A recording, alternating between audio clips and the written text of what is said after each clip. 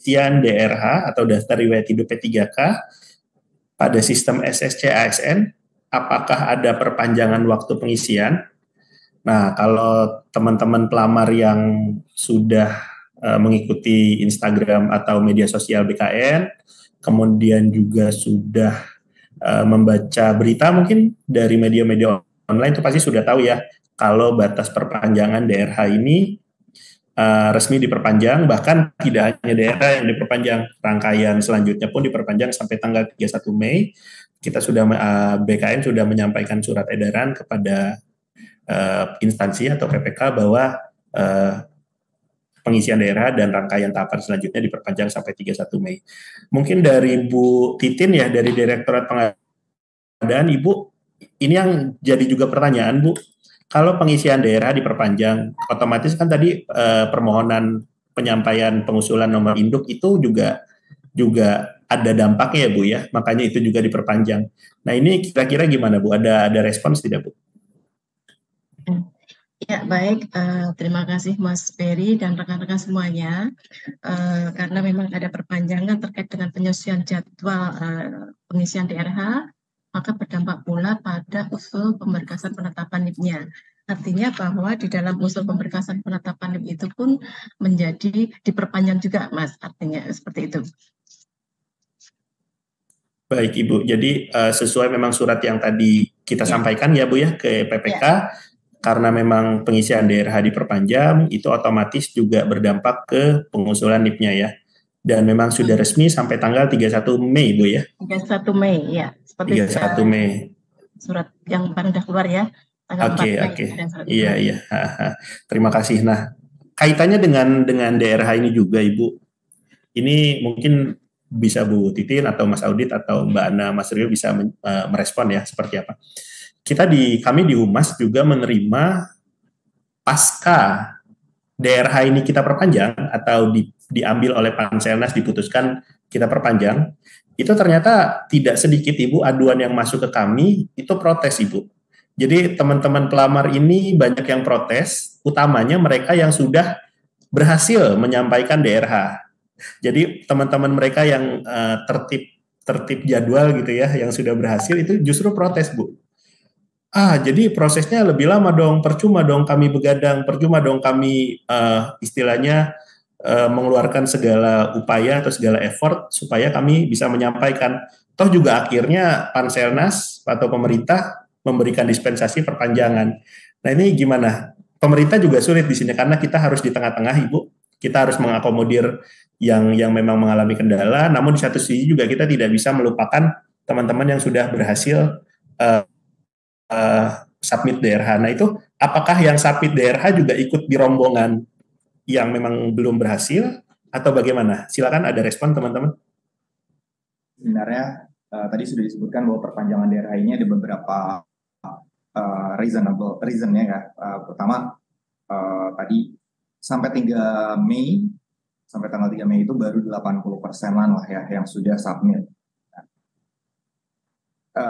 Penurunan passing grade simulasi penurunan passing grade itu juga dikarenakan rendahnya kelulusan. Jadi kalau misalnya kita samakan juga nanti akan ada terjadi kekosongan formasi walaupun formasinya sudah terisi tetapi kekosongan dalam penetapan NIP. Nah, di mana kan untuk yang sudah mengundurkan diri khusus untuk guru di Permenpan 20 yang mengundurkan diri itu tidak bisa mengikuti tahun depan ya, periode selanjutnya, khusus untuk P3K guru. Jadi memang ini kebijakan yang memang diambil agar tidak kosong ataupun pada saat penetapan itu tidak banyak yang ternyata tidak jadi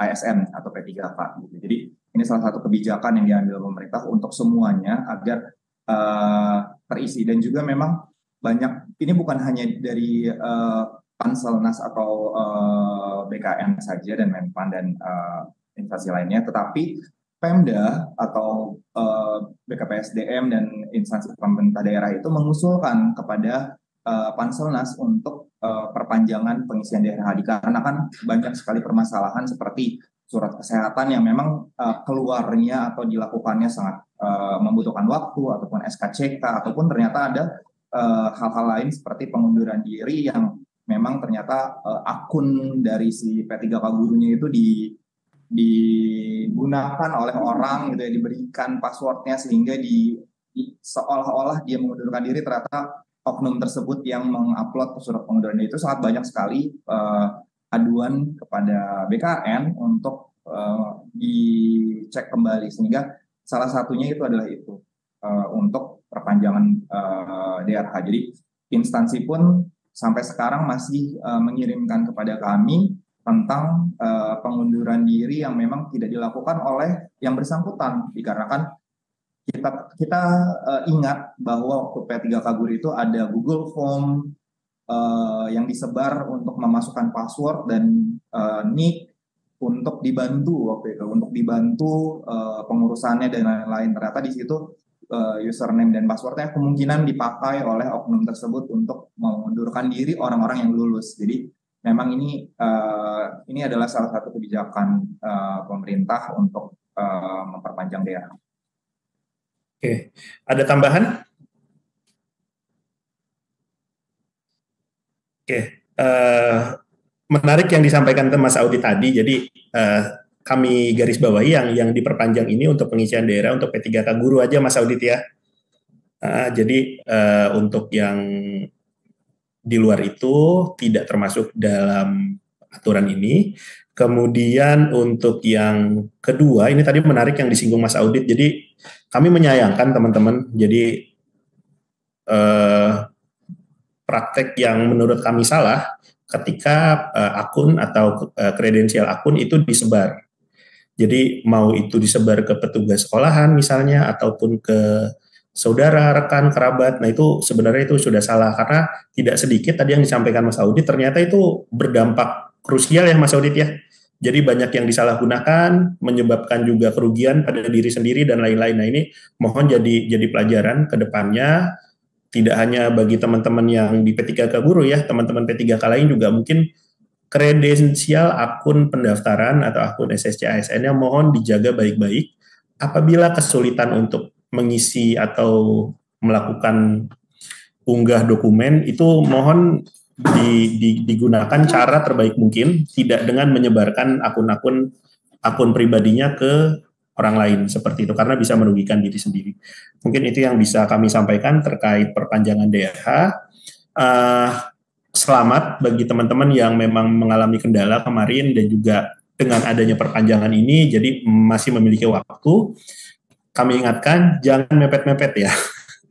Karena seperti kita ketahui, dimanapun, di belahan dunia manapun, itu fenomena ketika sudah mepet-mepet, itu pasti akan terjadi kepadatan transaksi data, yang mana akan berdampak juga ke teman-teman.